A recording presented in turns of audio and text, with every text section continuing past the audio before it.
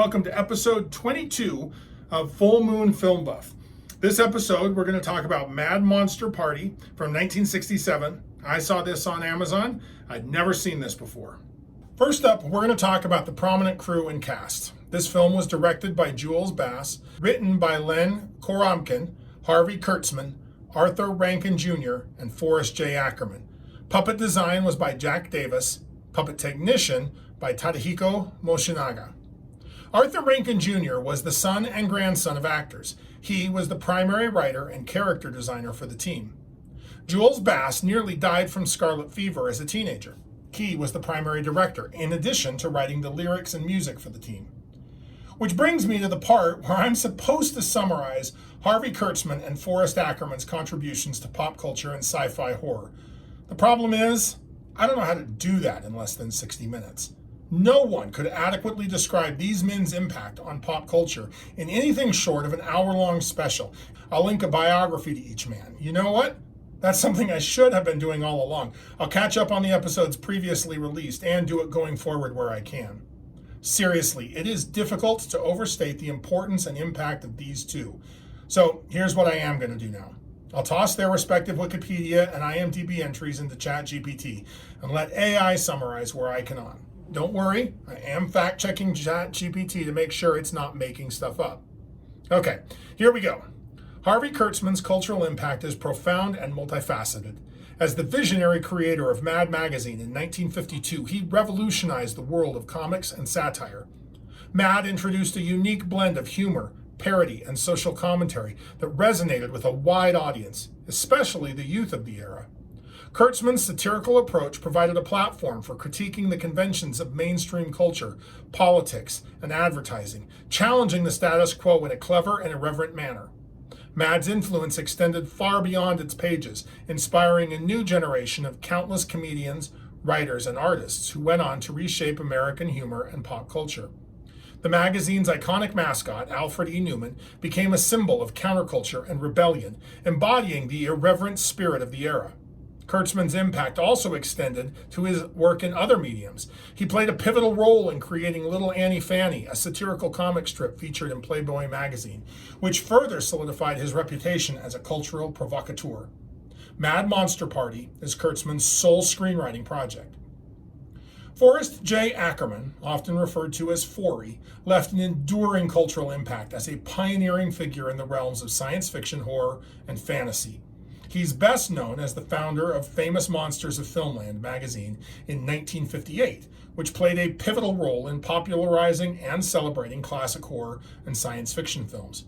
Through his magazine, Ackerman fostered a sense of community among fans of these genres, connecting enthusiasts and creators alike. His influence can be seen in the subsequent growth of fan culture, conventions, and the enduring appreciation for science fiction and horror in popular culture. Beyond his work in publishing, Ackerman was a collector and archivist of science fiction and horror memorabilia, amassing an extensive collection known as the Ackermansion.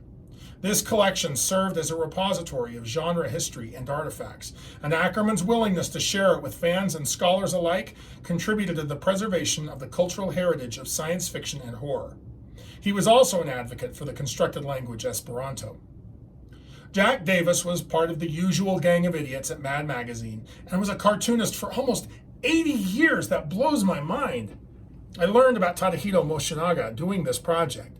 Tad, as he was known, got his start making propaganda films for the Japanese military, even though he wasn't happy about this, worrying his work was being used to get young men to volunteer and then die.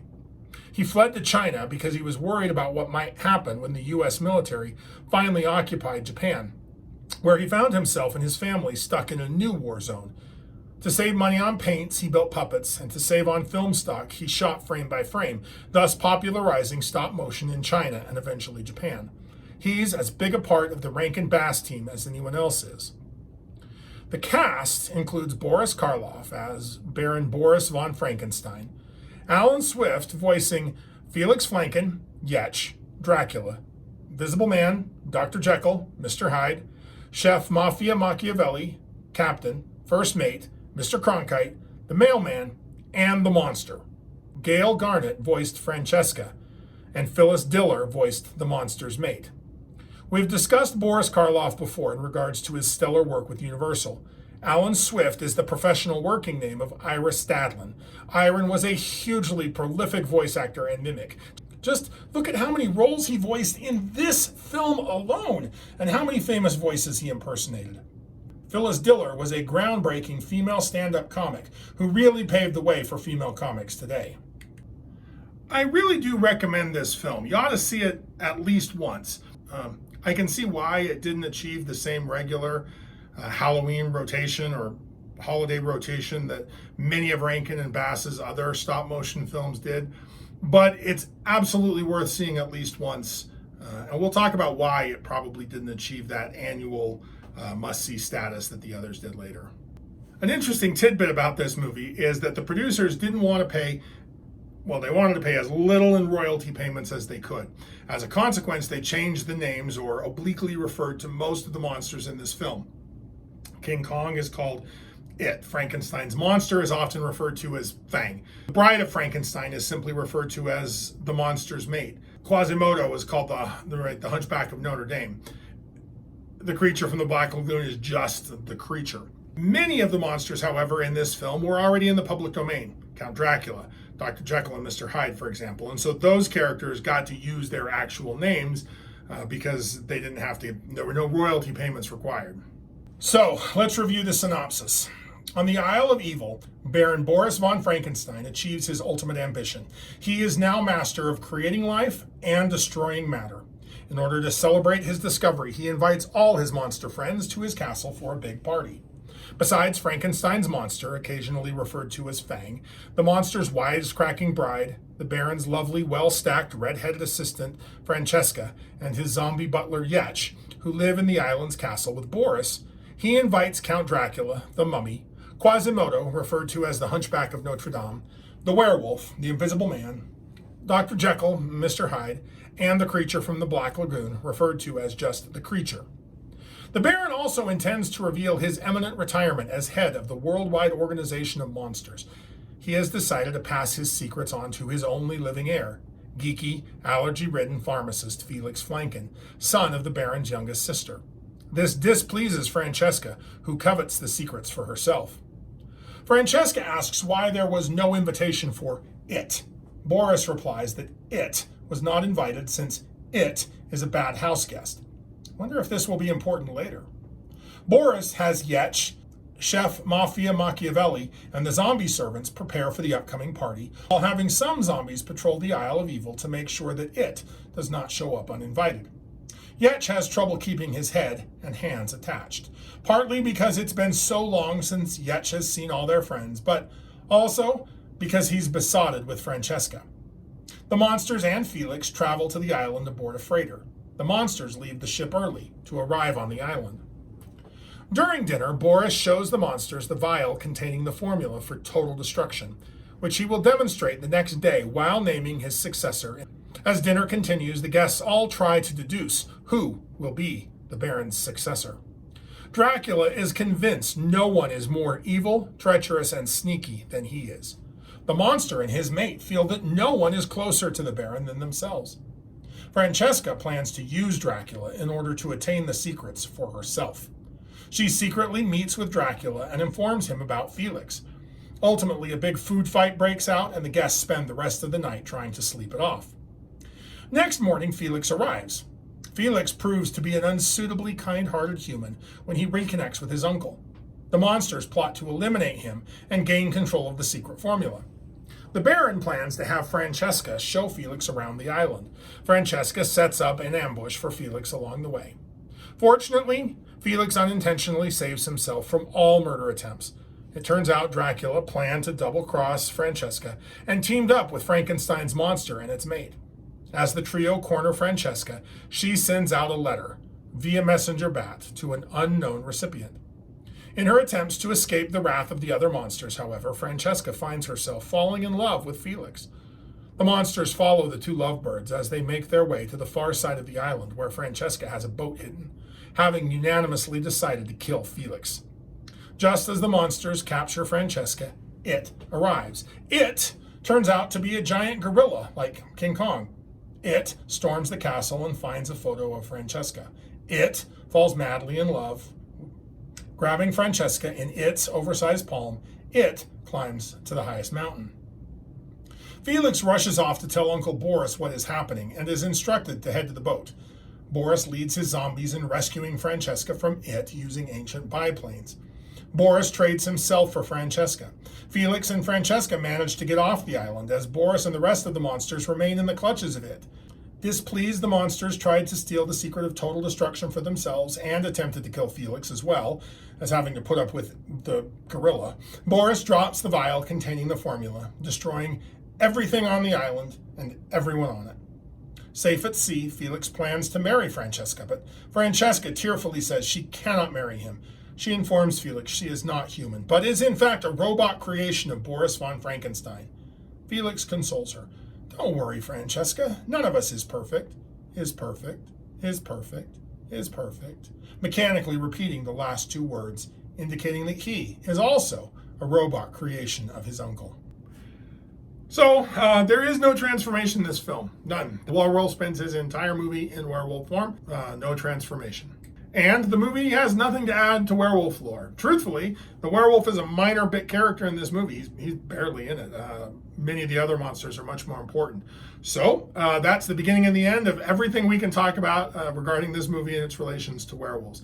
If that's all you're here to learn about, thanks for tuning in. We'll see you next time. But there is a lot I'm going to talk about, so I hope you'll stick around because I learned quite a bit researching this movie. Stick around if you want to hear all that. The big thing to talk about is Rankin and Bass.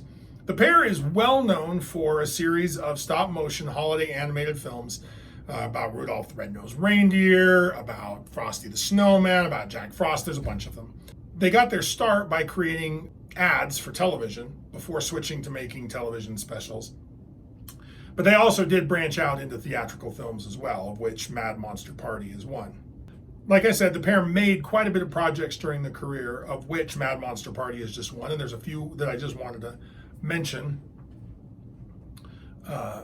They made an animated movie, The Hobbit, and then also did Return of the King. They did the first book and the last book, but skipped over the Fellowship of the Ring and Two Towers because those rights were held by another film producer involved in the Ralph Bakshi animated versions, which you can find out there. So theoretically, you could do the Rankin Bass, Bakshi, Bat, Rankin Bass versions and get the entire story.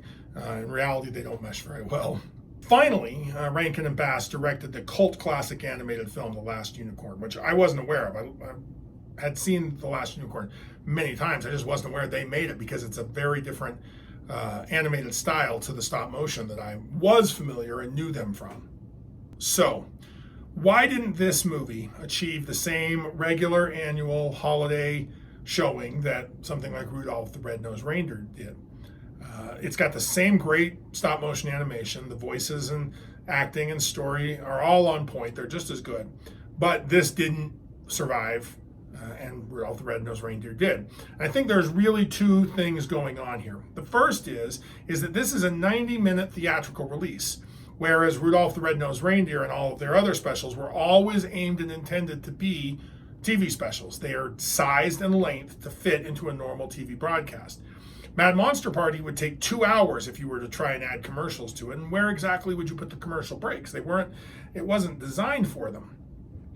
So that just makes it a little harder to program into the schedule. But more important than that, I think the big problem is that this movie had a different purpose. This is a loving parody of the Universal horror movie monsters, the kinds of monsters that kids in the 60s and 70s would absolutely have grown up on. But as time went on and people got less and less familiar with those monsters, it would have been less and less relevant. Rudolph the Red-Nosed Reindeer is based on a song that gets played every year that every kid grows up singing. So even today, you can show a kid Rudolph the Red-Nosed Reindeer and they get it. You could show a kid today Mad Monster Party and most of the jokes are just going to fly right over their heads because they haven't seen all of the movies that you would need to be culturally familiar with to really get the most out of Mad Monster Party. And I think that's ultimately what did it, right? It's a parody. It's not a celebration of Halloween. Although it certainly is fun and enjoyable, it's not like, hey, let's go trick-or-treating, then this is why we go trick-or-treating, or this is why we make snowmen kind of things. So I think that's the reason why it didn't survive and gain that same level of popularity. So let's talk for just a second about the practical realities of stop motion animation. Stop motion animation is a film technique whereby you take real physical objects, you manipulate them, move them just a little, and then photograph them frame by frame by frame by frame. It's a tedious, time-consuming process that's very, very technically difficult to do. It is related, obviously, to other animation techniques. Your traditional cell animation, you still have to draw every frame over and over again. And even today, modern animation techniques like computer-generated imagery, you still have to generate every frame using the computer. Many times, the computer is generating the image based off of three-dimensional models in a kind of similar way to how stop motion works. The thing that sets stop motion apart, however, is the embrace of the real third dimension and the actual textures involved in the models themselves. It gives it a kind of quaint, homemade feel. Even though these are big projects with large teams working on them, they still feel very personal and small. All animation is built on taking advantage of an optical illusion that is called the persistence of visual, and so your eye sees something else and wants to blend the two together. This technology had always been an important part of filmmaking. It was present in the very earliest days of filmmaking, right through giants like Ray Harryhausen's Star Wars, and today to the great Leica studios making fantastic stop motion animated movies. I think this is the only stop motion animated movie we're going to see in this whole project, and so I'm glad we got a chance to talk about it. Now, Rankin and Bass didn't actually do the stop motion animation in these movies. They contracted all of this work out to Japanese animation companies. Quite a few of them over their history, but two I want to focus on. The first was Toei Animation, and the second is Topcraft. The reason I want to focus on those is the animation just legend, Hayao Miyazaki, and I apologize, I know I'm pronouncing that right, worked at those companies before striking out on his own and founding the absolutely amazing Japanese animation studio, Studio Ghibli. Now, I'm not aware of any Studio Ghibli werewolf movies, so we're not going to really talk about them, but man, they're good, and they've made some of the best movies that have ever been made have come out of Studio Ghibli, so highly recommended. So, if you like lycanthropes, like, share, and subscribe. Keep your eye on the moon and a silver bullet in the chamber. Next episode, we're going to talk about a Spanish language werewolf movie called La Marco del Hombre Lobo. It was released in America as Frankenstein's Bloody Terror, and we'll talk about why those two titles don't sound anything alike. It was released in 1968, so come back next time for some Spanish horror. We'll see you then.